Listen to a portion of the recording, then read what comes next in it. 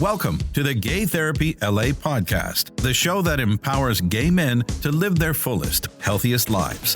Whether you're navigating relationships, mental health, intimacy, finances, career, or personal growth, Ken Howard, a licensed clinical social worker in California, certified psychiatric social worker, and ASEC certified sex therapist, is here to guide you with over 30 years of experience, specializing in gay male individuals, couples, and polycules. As the founder of GayTherapyLA.com and GayCoachingLA.com. And now, today's episode. Hi, I'm Ken Howard, and welcome to the Gay Therapy LA Podcast. Today, we want to do something different. I'm not alone today. You're so used to hearing my voice solo, talking about all different kinds of topics for, over 160 episodes now. But today, I would like to introduce someone very special, my producer, Austen Weinhart. And I will let Austen introduce himself and why we're doing what we're doing today. So, Austen? Hey there, everybody. As Ken mentioned, my name is Austen. I'm a 34-year-old gay male living in Los Angeles. I'm a tech professional here, and I am married, trying to have it all, as they say in the sitcoms. I've also been a frequent consumer of therapy. I have ADHD as well as lifelong kind of depression, anxiety, different things I'm medicated for. Mental health is definitely something I care a lot about. I also have some counseling experience, although I'm not a psychologist or anything like that, but I do have some of that as well going for me. So, we have to mention that I'm the client. I also think I have a lot in common with a typical client that would come to you, being just a millennial gay professional, in a long-term relationship, dealing with the natural struggles of everyday life. And so I'd like to think that I can relate to a lot of the people that come to you. Yeah. So that's kind of an experiment thing that we're going to do, is to have conversations in some of the episodes ahead, because I think you might find that helpful to hear us talking about. A lot of shows are in that format, and maybe we'll do a mix of me giving the solo voice, but Austen and I together on certain topics that you might find helpful through our discussions. So we'll just see. You guys can tell us what you think of using this format.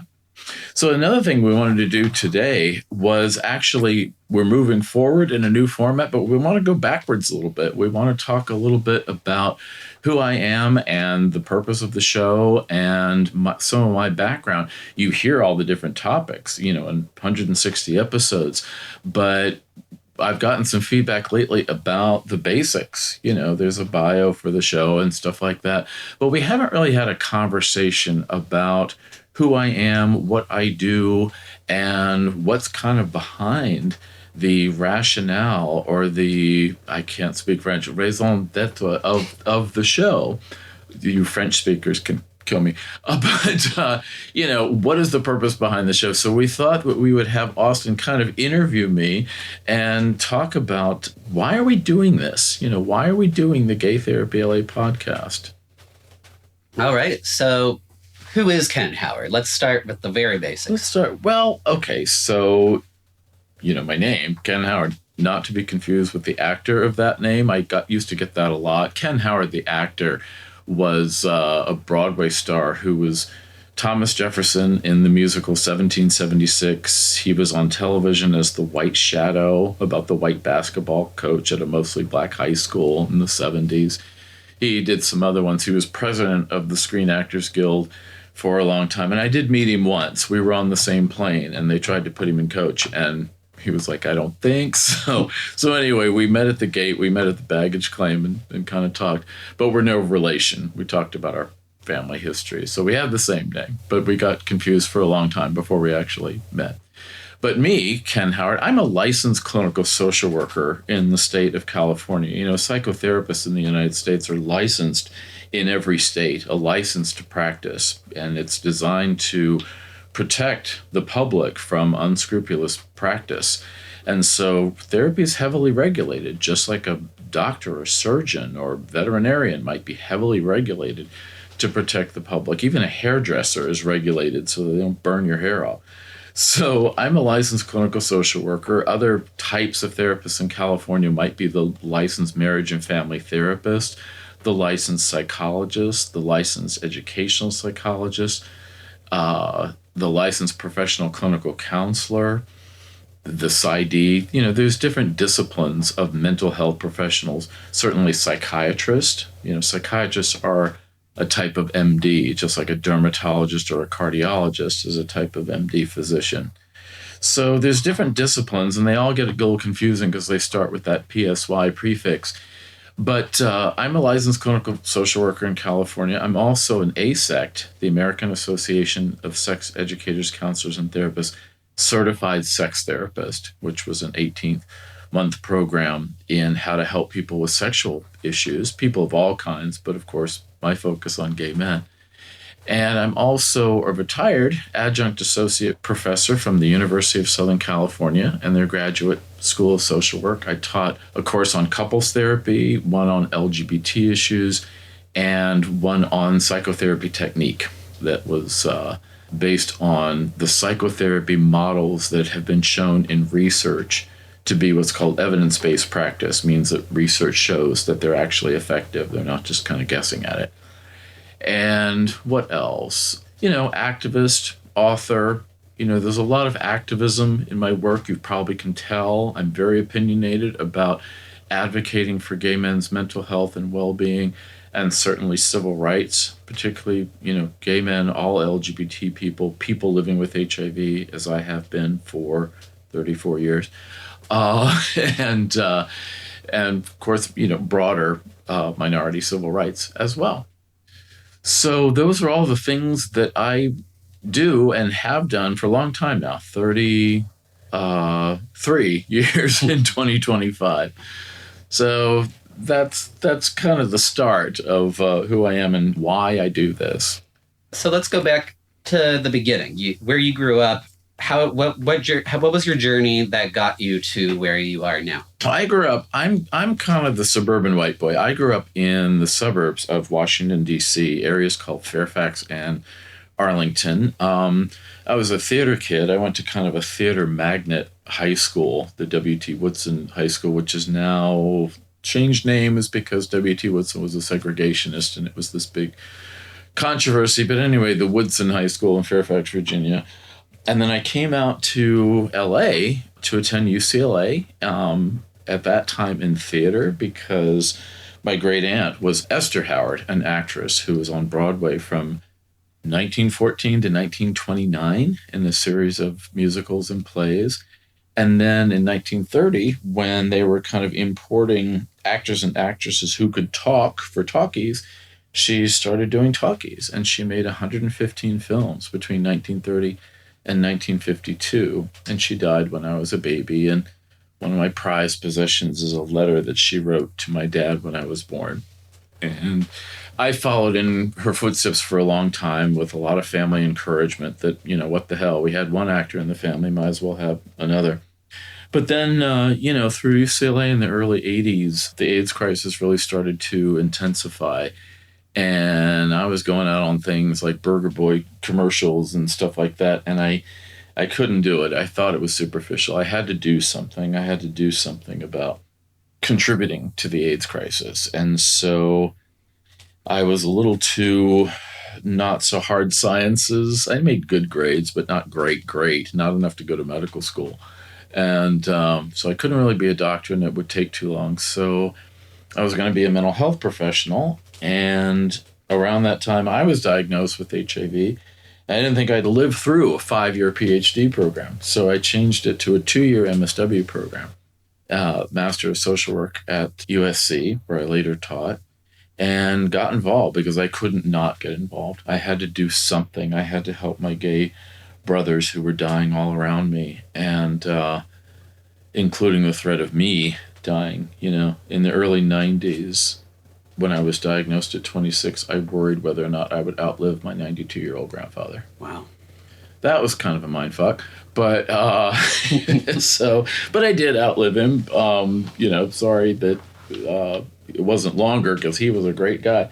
But, still here. And I feel like this sounds a little flowery, but in some ways I feel like I'm here to be the voice of all the guys who were silenced. So I went from being the shy suburban kid who didn't raise his voice above a peep to being the loudmouth activist I am now, because I'm speaking for a lot of voices who were silenced during the AIDS crisis.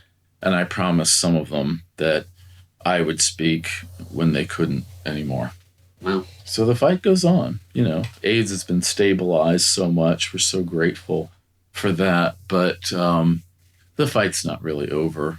What all these guys fought for gay rights and equal rights and for social justice, that fight is not over. And it's not going to be over even if I live to be 100 and pass on or retire, whichever comes first. But that's one of the reasons why my activism is, because I always have those guys that passed away in the back of my head. And every day I feel like I'm helping guys who are here. And that's my way of honoring, I get choked up saying it, my way of honoring the guys who aren't here. Yeah, so that's kind of, that's how I got here. That and American Airlines flight 76, I think, from Washington Dulles Airport. Yeah, it sounds like an incredibly traumatic thing to have gone through. Well, it had a lot of ups and downs, it had a lot of phases. There was the, oh my God, people are dying, to, oh my God, I'm diagnosed, to a lot of troubleshooting, meds that stopped working, try new meds, and just kind of survived at each turn when others didn't. Guys closer and closer and closer died until my best friend died from high school. And you couldn't get any closer than that without, I always say it's like a speeding train that stopped right in front of my nose. Wow. And so, I'm here and they're not, and we miss them terribly. We wonder what all these guys could have been. What movies would Rock Hudson have made, or Tony Perkins, or so many of the people who died? What kind of world would we have if Michael Bennett from Chorus Line and Dreamgirls had gone on to do more musicals? It would be a whole different world. So. For sure. And as far as the gays in the world, or at least in America, over 3 decades, a lot has changed in a very short period of time. I feel like, when I was growing up, maybe like 10, 15 years ago, like even the topic of same-sex marriage was like a non-starter. Yeah. I'm curious, like, as far as your journey coming from the AIDS crisis to now, how have you seen things change? Well, it's kind of yes and no, because it's like when I was going out to clubs in DC in the mid 80s and stuff, with Dead or Alive and Culture Club and all that, all the stuff they actually play still now in clubs. Not much has changed. They still play 80s music. But, so there was more and more social acceptance, but you still had a lot of guys in the closet. You still had a lot of straight guys who would freak out if a gay guy even looked at them. Now, you get all this gay for pay and gay baiting online of straight guys who are more than happy to get attention from gay men, followers and whatever. That's changed, and a lot of civil rights have been gained, like, some employment protections and marriage equality. But at the same time, with all the gains, we've also had major backlash. Same-sex marriage is getting closer to being on the chopping block with the new Republican agenda to get that reversed and get it sent back to the states, as they say, which they did with the abortion issue, sending it back to the states and not have it be a federally protected right anymore. That's the goal of the right wing. But at the same time, public opinion surveys have been very clear about the data. The majority of Americans support same-sex marriage now, including the majority of evangelicals, that's a real important statistic, because we can have support from the left, but when we have support from the right, okay, that's real support, because that's been getting close to a unanimous vote. But there's a theory that says we don't have the political will to reverse same-sex marriage rights the way there was the political will to restrict abortion rights. So it's not quite the same thing. But that's been one of the changes. But I think one of the things I notice is that there's a little bit of this 3 steps forward, 2 steps back thing. That quote, the arc of history is long, but it bends toward justice. I think that was Martin Luther King. Some listeners going to know the answer to that. But I believe that. I think in the long term, we're moving toward social justice. I think if we didn't think that way, we'd curl up in a ball and die or something. We have to kind of have hope that we're moving the needle along toward a more just society. I'd like to blow on the needle, move it. We're all trying to move that needle, right? Yeah. And then like tying that back into like mental health, have you noticed that the mental health challenges that your clients are coming to you with, have they changed over that time? Yeah, I think the way mental health has been perceived in the country and in the world, I mean, there's less stigma now about seeing therapy. There's certainly more therapists. It's become more popular as a profession. Some would say a little too much. We almost have too many therapists. There's certainly been more knowledge, when I taught at USC, 20 some years after having been there, the curriculum was very different because of all the new research. So teaching the new research was really kind of cool because I had to say, okay, I was taught this way. We don't think that way anymore. Now we think this way in the field. So less stigma, I would say, overall about seeking out mental health services.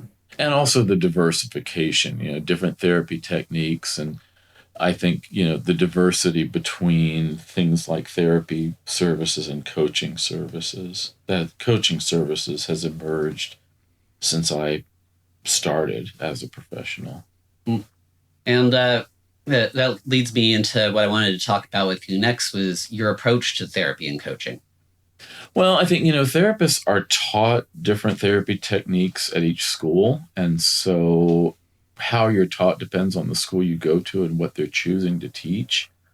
I wasn't taught all that much about psychodynamic therapy, but of course, therapists years ago would be taught almost nothing but psychoanalytic theory. So I was taught a lot of cognitive behavioral therapy. And since I graduated, new therapy techniques have come on board, have come online.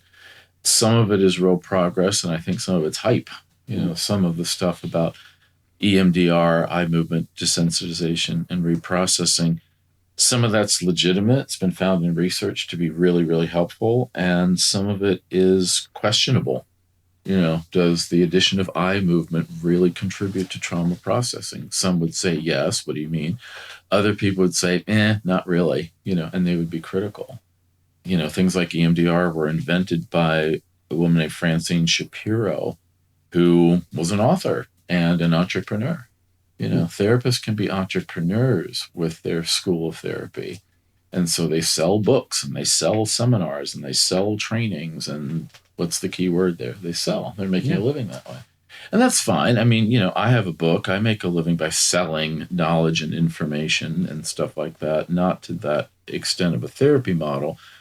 But, the work of Aaron Beck, the father of cognitive behavioral therapy, the work of Heinz Kohart, the work of Otto Kernberg, all these guys are theorists who move the field along, but they also have agents who will give you a price quote for them to speak at a conference. So it's the old saying that I say about therapists who work, you're making a living while you're making a difference.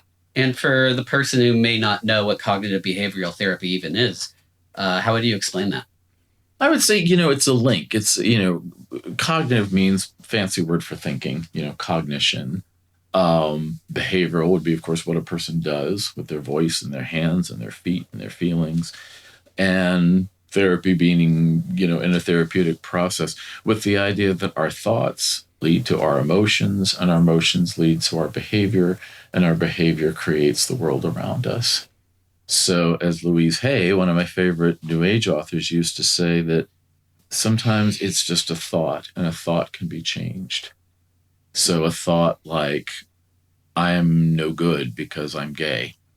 Okay, that's a thought. It's not a nice thought, but it's a thought. We might work on changing that. And that says, okay, I'm gay, but I'm just as good as anybody else. And what happens to your emotions? It raises your emotion. What does that do to your behavior? It makes you more confident.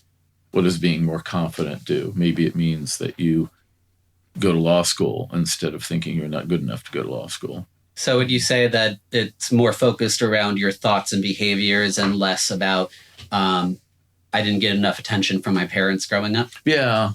And a little more here and now. One of the great myths that is kind of part of the controversy about therapy versus coaching, is that I hear a lot of coaches who are not trained therapists, so how would they know, saying things like, oh, therapy is focused on the past and coaching is focused on the future. That's a great selling point for coaching. And to some degree, it's true. But the idea that therapists just kind of, masturbate and rehash the past to tread water and don't really go anywhere, whereas therapy, builds a better future, that's kind of a mischaracterization. Both therapy and coaching support a person's short-term and long-term well-being to have a better life. It's just a slightly different, well, more than slightly, but it's kind of just a different discipline. So with coaching, how is that different than what you do in therapy? Well, psychotherapy is a form of what we call healthcare services delivery, like dentistry or physical therapy or surgery. I mean, it is a medical service, even though it's talking and not cutting you open. And it's designed to, assess, diagnose, and treat a psychiatric disorder. One of the disorders is recorded in the American Psychiatric Association Bible of disorders called the DSM, the Diagnostic and Statistical Manual, this big, thick book they update every 5 years or so. And it catalogs basically everything that can go wrong with a person psychiatrically. Everything from a conflict with your partner to, paranoid schizophrenia to bipolar disorder to ADD or ADHD, OCD, pica, eating things that are not actually food, paranoid personality disorder, all these different things are cataloged. In coaching, not only do you not diagnose, you can't diagnose because they're not medical professionals. But there's a lot of overlap, and I think it's just a little bit of a shift. Therapy might deal with where you've been in order to understand where you are and maybe most importantly, where you're going. Coaching is much more behaviorally focused, where you kind of say, okay, what's going on right now? And what can I choose to think and do, kind of with a tie into cognitive behavioral? What can I choose to think and do that's going to make my life better? So it's more about like short-term goals, would you say, or is that not accurate? Kind of short-term or long-term. And that's the thing that's confusing, is that differentiating between therapy and coaching is still in its infancy, because coaching is a new profession that kind of came on the scene, whereas therapy is old, goes back to, Freud and even neurology before that, 19th century, early 20th century. Coaching probably has always been there in some form. When you think about sports teams, when you had a baseball team in the late 19th century would have had a coach, I think, pretty sure.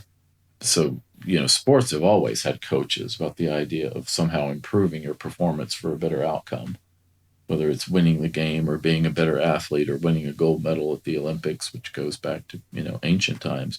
So they go together, just like I think therapy and medicine.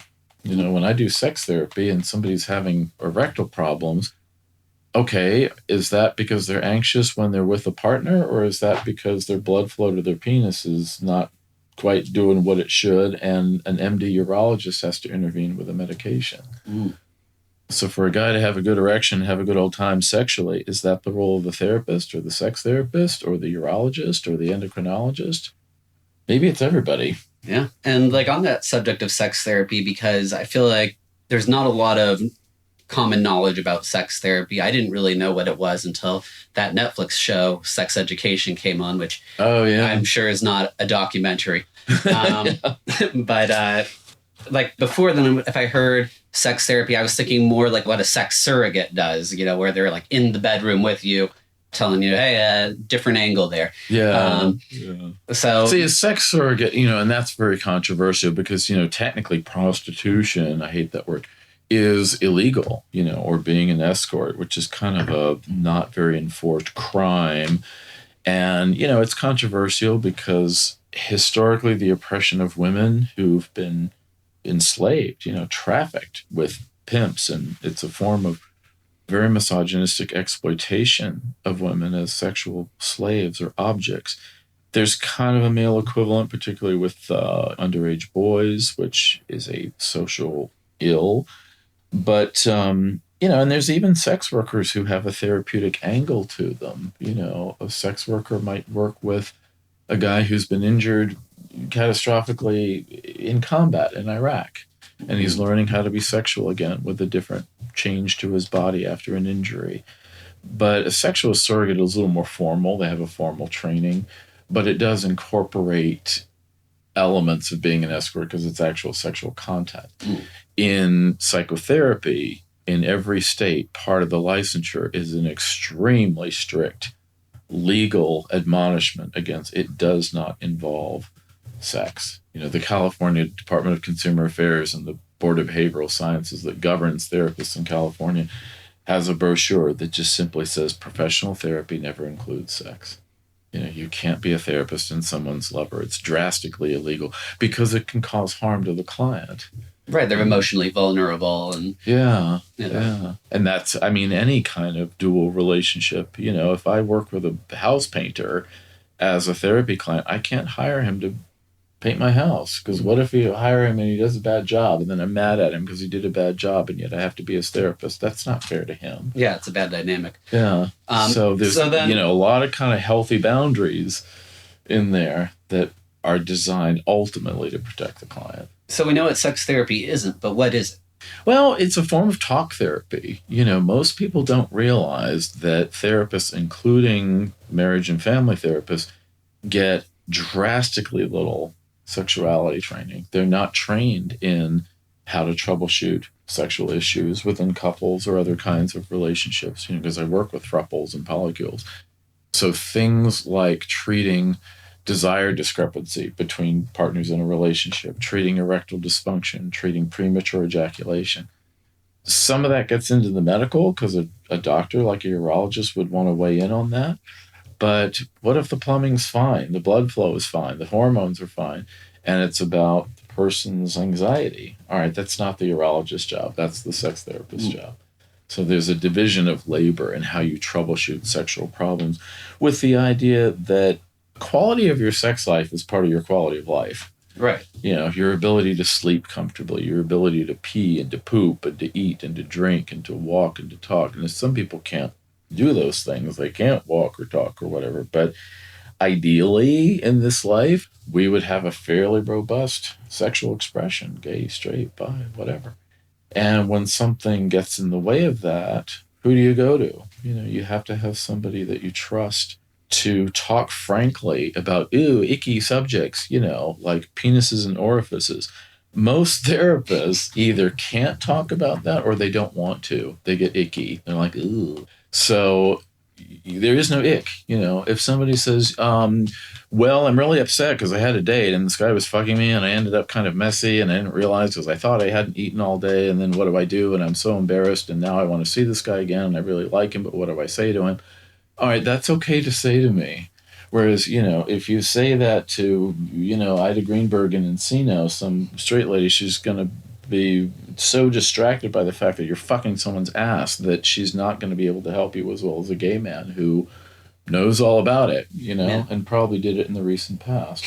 So, that's why not only going to a sex therapist, but going to a gay sex therapist, there's not a lot of us out there. There's not a lot of us out there for the need. That's one thing that bothers me, is that I'm getting up there. I'm not going to be here forever. I'm going to retire at some point. And we've got to have enough gay sex therapists to help gay men with sexual issues. But that's part of homophobia, is that gay sex gets under-recognized.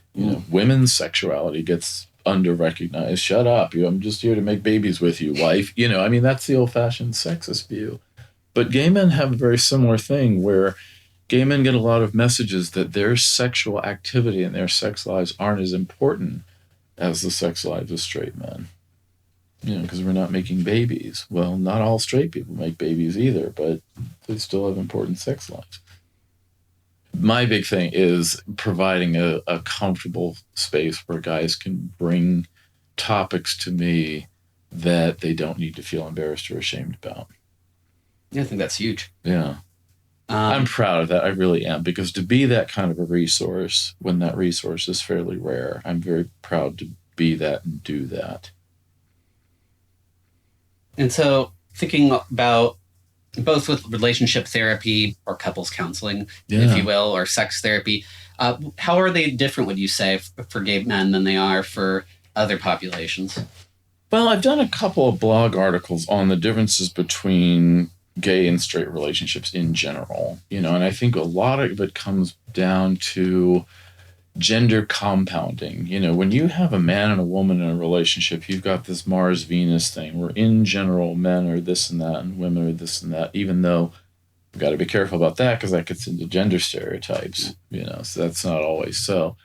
But in general, with gay male couples, you get this compounding of the male. Put two men together and they're going to compete. Even if they're not competing for the attention of a woman, they're still going to compete. Two gay men in a relationship, one guy comes home and says, hey, guess what? I just got a 10% raise. And his partner's going to go into work tomorrow morning and ask his boss for a 10% raise because there's a little bit of that competition. Or if two gay men go out at the bar together, which one is the bartender flirting with? We compete. It's just the nature of the male beast. Gay male couples are more reluctant to combine their finances than straight couples are in general, because we have a tendency to be my money, your money, So there's just certain kind of gender-related things that get compounded when you have two men in a relationship, and you have to kind of have a workaround for that. How do you deal with competition? How do you deal with one partner with appearance privilege and the other one not so much? How do you deal with the difference in dick size? How do you deal with the difference in sexual desire frequency? There's a lot of questions. How do you deal with accomplishment? If one guy earns more than the other one, is he less of a man? So there's kind of some gender-related stuff when you put two men or two women together. It's interesting because I think a lot of people, when they think of like a same-sex couple, they would think gender issues are kind of non-existent because that dynamic isn't there. You get rid of the battle of the sexes. It's like, no, there's still a battle. There's still a gender battle in there. And it happens in subtle ways, too. That's the thing I think that sometimes gay male couples need help with, is that they don't realize that they're competing when they are. They don't realize that there are power and control dynamics in the relationship. They don't know that they're being paternal when they are being paternal. So sometimes it's the couples therapist's job to call them out and say, hey, you're being paternal. You don't want to be paternal to a partner. He already has a dad or somebody who fulfills that role. I call two gay men in a relationship a two-person family unit. Two-person family unit. Even without kids, even without kids or pets, they're still a two-person family unit. Right, and then you get those natural family dynamics that emerge over time. Yeah, and the integration of your families of origin, for better or for worse. I've worked with guys where, his partner's family loves and adores him as a second son, and then the other one, they don't like the partner. They're still mad that their son didn't marry a woman instead of a man. I think also, we didn't talk about the distinction between couples therapy and sex therapy. I mean, I think, like in California, licensed marriage and family therapists can do a lot of good, marriage counseling or relationship counseling. They're not as trained specifically in sexual issues. People think that if you go to a marriage counselor, you can talk about your sexual issues, not realizing that the therapist, usually doesn't know too much more about sex than they do themselves, and they expect them to. They think that marriage counselors are sex therapists. No, only trained sex therapists are sex therapists. That was an 18-month curriculum that I went through, which is fine. I was happy to make the investment, to do the study, to do the mentor, receive mentorship and all that. But, it's a problem in America that a lot of couples need help with their sexual issues, and there's not really enough sex therapists to go around. And there's also access issues because it's specialized training that costs a lot of money to do. Sex therapy is not cheap because, you got to make up your investment in the training in addition to graduate school and college. So there's a little bit of an access to care issues, just like there is in medicine in America. So does the sex therapist need to go through the same type of like licensing that like a regular therapist would go through? Yeah, because sex therapy is really a type of specialization within psychotherapy. So you need to be some kind of psychotherapist. So you don't get people that are just sex therapists and don't do any other kind of therapy. Right. You can't call yourself a therapist without having a license. It's like calling yourself a physician without having a license. And that's designed to protect the public.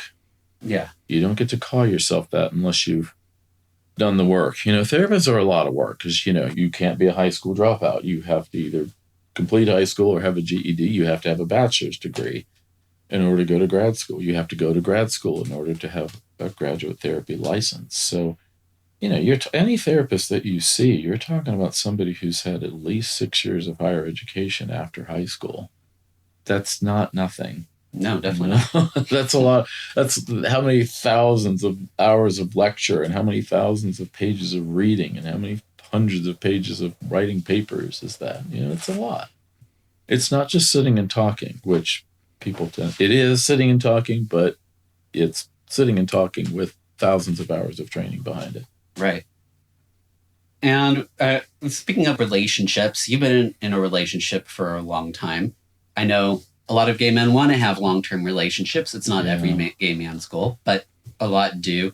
And I see a lot of gay men struggling, trying to maintain relationships. Curious if you could tell us about your relationship journey. Well, I think that's the goal. I mean, I think, on Instagram and a lot of places you see guys navigating the dating world. It's so frustrating. I mean, it's frustrating for straight men and straight women and lesbians too. Dating is not an easy thing to do in our society. There's a lot of hoping and a lot of disappointment and a lot of frustration and a lot of distraction. And, people want to find Mr. Right as gay men. Not everybody. I just had this conversation with a client the other day. He's single and wants to be single. And he says, I feel like our society doesn't allow people to be single. You're not legitimate unless you have a partner. And gay men feel that way. You can imagine how straight women feel.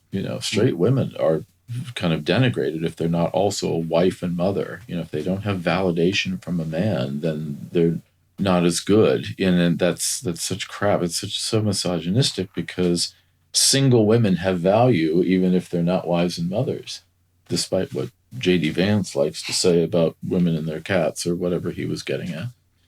So, that's it's the dream of many, but not all gay men. And how did you lock down your man? Well, I was single and an adult for many years, from the time I started college until, I did not meet my husband until I was 37 years old, and I came out when I was 20. That's 17 years of a lot of very frustrating dating. And it just was a simple logic. I was not in love with somebody at the same time that they were in love with me enough to, we couldn't get married then, but to move in together. And then, as luck would have it, lots and lots and lots of luck. If you've ever seen my husband, you know how lucky I am. But I really did win the lottery on that one. But, it's just, we had a date, we had a second date, and the second date led to a third date, and the third date led to a fourth date. And we dated for about 2 years, and I had dated somebody just before that for about 2 years. And we had kind of a should or get off the pot conversation. And he didn't want to move forward, the last guy. And so I was like, okay, well, I think if you don't want to move forward after 2 years, we have our answer. So he went on to move to Brazil and married somebody else and was very happy. And that was a really happy story, for him. And it was a happy story for me because I went on not long after that to meet my husband. And we started dating. We just kind of kept dating, and then at about the 2-year mark, I kind of sat him down at the Grove. Nobody knows the Grove in LA. And I kind of said, well, it's been 2 years. Are you ready to move on or not? Because, we've had 2 years of dating. We should know by now. And he was like, well, I'm ready to move forward if you are, if you're asking. And I was like, oh, well, I feel that way too. So then we started shopping for places to move in together. And then we moved into this place where we are now. Wow. In West Hollywood. And we were together for 6 years when marriage equality became legal.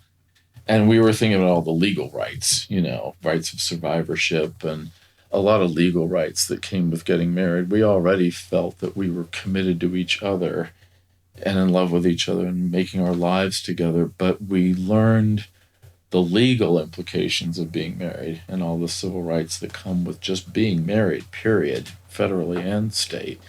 And at the time, it was just state because we didn't have federal marriage equality for a little while after that. But, we wanted those rights and protections. We wanted the peace of mind of having a legal representation of our relationship. And so we did. And so we got married. We were one of the first 18,000 couples who got married in California after May when it became legal and before November when it became illegal again with Prop 8. And we were married by the mayor of the city of West Hollywood. Wow. So to ask an incredibly reductive question, but is, what's the secret? What's the secret to a successful long-term relationship? Well, I'd like to think that I'm not being hypocritical, that I walk my talk about how I work with couples, after working with, at this point, hundreds, thousands, I don't know what it is, I'd have to do the math, of gay male couples, I've reduced it to certain very strong elements. I call it the 3 C's: commitment, communication, and compromise. If you master commitment, communication, and compromise, your relationship is probably going to be okay. It really comes down to that and variations on it. The other one, I call it the 4 levels. It's making your relationship work on 4 levels: the emotional, loving, being in love, the physical, whether it's casual touch or some kind of approach to sexuality. I work with a lot of couples who aren't that sexually active. Maybe they're sexually active with others in consensual non-monogamy. Sexual expression takes some kind of a form. There's a huge, wide range from guys that are, been together for 30 years and they're still fucking every morning, which is very rare, to all over the map, kink, vanilla, a lot, a little, none, tons, it's a lot of variables, but it's making it somehow work on the physical level. The 3rd level is domestic. Can you run a house together like roommates? It's too hot. No, it's too cold. You got to fight over the thermostat. And then, and finances. You got to run a household together and not feel like one person's unfairly shouldering the financial burdens of a household. And then the 4th one is one that I learned over time. I call managing the other. A couple can be just fine, have a great relationship, but what about the stuff that impedes on a relationship from the outside in? The underminer who's trying to be the homewrecker. We've been through that. Illnesses, that's not a person, but it's an intrusion that you've had to deal with. Bad bosses. Before I went out on my own, we both had bad bosses that made our lives miserable, who were both women, by the way, who were committing workplace bullying. So workplace bullying is one of my interests. Since then, since I went through it, since my husband went through it, I've worked with a lot of clients who've been through that because it's an abuse of power and it's a real serious workplace issue that... it's probably very common. Yeah, it's especially for gay men, because gay men are seen as kind of soft and nice and all that, and it sometimes can bring out the bully in men and women, and it's just kind of a dynamic, and they have to fight back. Or some kind of circumstance, if you have a death in the family, that's a stressor that's not part of the couple, but it affects the couple. Yeah. Having a sick or injured pet, we've had to have several pets to be euthanized when they got old and sick. That was something that was hard on us because we're both big animal lovers.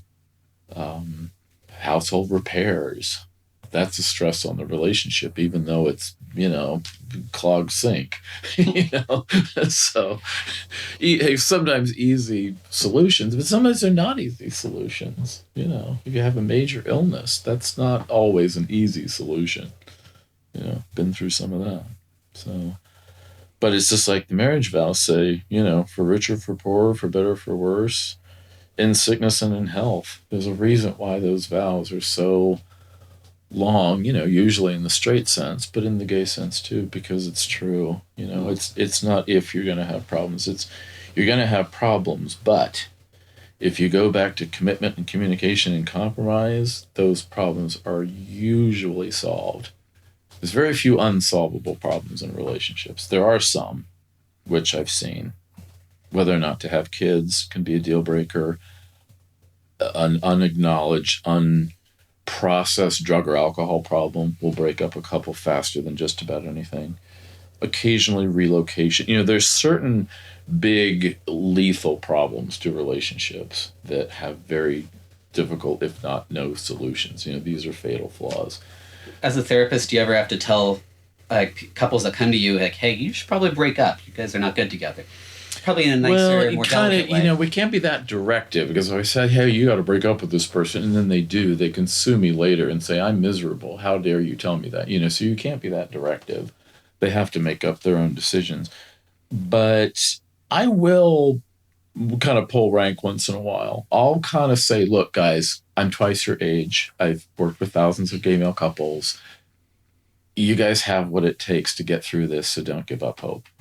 Or other times, I'll say, you guys have a tough decision to make, because I've never seen a couple get through this problem successfully. It's gotta be a tough conversation. It's so rare, but once in a while, and I always give them the option, because I think part of fueling staying together is at least have the option of breaking up. Right. Not make it the elephant in the room that nobody can ever talk about. It's like, make it a conscious decision to consider breaking up. And then if they consider it and say, well, I thought about breaking up and I don't want to break up, and here's why, because I'm in love with this person. I don't want to be without them. And it's like, okay, well then don't be without them. Let's work through it. So if you don't want to break up over this, what are you going to do about it? Yeah. And that usually is some kind of compromise. It's like, I don't want to compromise. All right, if you don't want to compromise, you kind of have to break up. I don't want to break up. All right, well then maybe you want to compromise. You go in circles sometimes for a while until eventually they kind of say, okay, well, what would that compromise look like?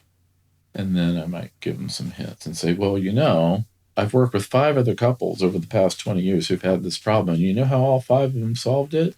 They did this. And they're like, well, if they did it, can we do it? I'm like, I don't know. Try it. Let's try it and see. For the next 2 weeks, let's try this. And hopefully it works. I always say the older I get, the stronger my opinions get, because I see people doing the same mistakes over and over again that fuck up their lives. And then I also see people using the same solutions over and over again that tend to work. Yeah, I mean, that's definitely one of the things that I've been most curious, as we've been having this conversation. And you've touched on it before, but what are the trends? You see all these trends happening over time. Some things change with time, but other things stay the same. Yeah. And I think you have touched on those things. So I don't. And the role of other people. I also had a year-long training program in consensual non-monogamy and polyamorous families, straight and gay, and that was a whole training program with Sexual Health Alliance out of Denver, Colorado. And, that's an issue. I mean, I'll work with monogamous couples and how they define that. And I'll also work with various thousands of forms on consensual non-monogamy. I started work with a couple not too long ago, and I said, what's your style of relationship? Are you monogamous? Are you non-monogamous? They're like, oh my God, we're strictly monogamous. Oh my God, we're absolutely monogamous. I saw them the next week, and I said, hi guys, how was your weekend? They said, oh, it was great. Oh my God, we had the best 3-way. And I said, wait a minute, last week you said you were strictly monogamous. Like, well, yeah, but not with each other. And so it was like, it's how you define monogamy. Right. Everyone has their own kind of perceptions of their relationship. Yeah. Some couples are so strict, they don't want their partner to watch porn. They don't want him to masturbate in the shower. It's like, fine, you have an orgasm. It's with me, buddy boy. That's a little strict. I don't know that that's really sustainable. I worked with a couple on that. I don't think it was sustainable. They had to negotiate a little bit of playtime by themselves, at least in the masturbation sense. But there are people who, a lot of straight women don't want their husbands to watch porn because they consider it cheating with the girl in the film. No, yeah, I've heard people say things like that. Yeah. I think it's a little extreme because, it's, as I like to say, you can't lie to your dick. You're going to have desires that you're going to have to mention and deal with. I also imagine maybe they're comparing themselves to what their husband's looking at and then or the partner is looking at and being like, well, I don't look like that. Yeah. And then they tie that into things like concerns about sexual frequency or something like that. Yeah. A lot of things can be worked through, but you got to be able to talk about them. You got to be able to have both partners in the room, or the virtual room. I call the virtual room on Zoom being in the room, even though they're on their couch, I'm on my chair. You're in the Zoom room. We're creating a Zoom room. We're creating the virtual office, which works. Research shows that therapy online and therapy in person has similar outcomes.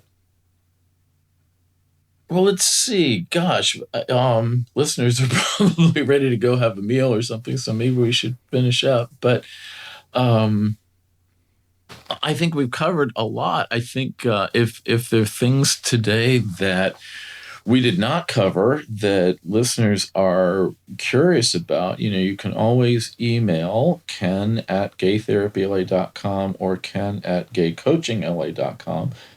Both of those are kind of, I call them sister websites.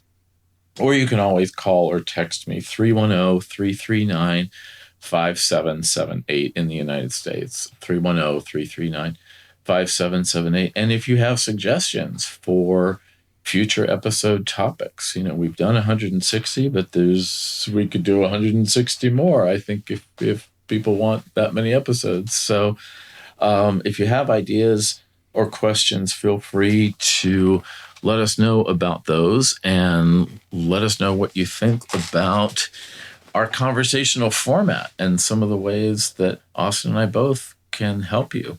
So thanks, and we'll see you next time. Austen, thank you. Thank you. It was a pleasure being here and hope to do more of these. And we'll see you guys on the next episode. Take care.